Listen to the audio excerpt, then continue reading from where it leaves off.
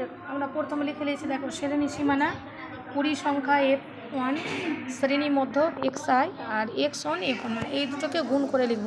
শ্রেণী সীমানা আমাদের কত আছে দেখে নাও, 0 থেকে 10, তারপরে আছে দেখো 10 থেকে 20, 20, 30, 40, 40 থেকে 50,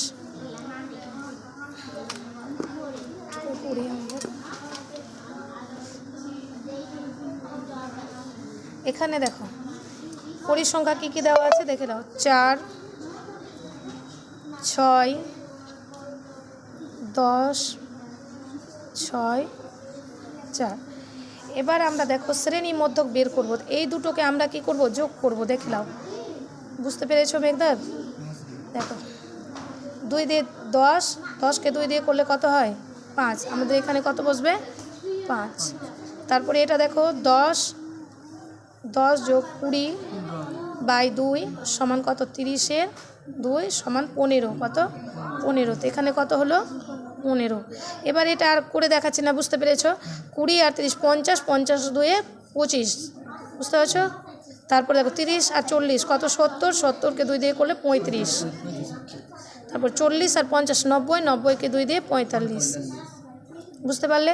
এবার এখানে দেখো এই দুটোকে আমরা কি করব, গুণ করে x1 F1, মানে কি গুণ আছে এই দুটো, 4 5 20, 6 15 90। দেখো 25 10-এ, 25 1-কে 25, যদি না পারো 25 10-এ তো 25 1-এ 25 আর 0, মানে 25 10-এ 250। এবার দেখো 5 6 30, 30-এ 0 হাতে 3, 3 6 18 আর 3-এ 21, 210। 4 5 20, 20 0 হাতে 2, 4 4-এ 16 আর 2-এ 18। এবার আমরা সবকে কি করব, যোগ করে নেব। মোট দেখো মোট কটা হচ্ছে, পরিসংখ্যাটা আমাদের দেখো 4 আর 6 10, 10 10 20, 20 আর 10 30, কত 30। আমাদের F1 হচ্ছে 30 সামিশান, এটা হ্যাঁ, এটা কি বলে, সামিশান। এবার এখানে দেখো যোগ করব আমরা, কিভাবে যোগ করব, 0 0 0 0 বসলো আমাদের।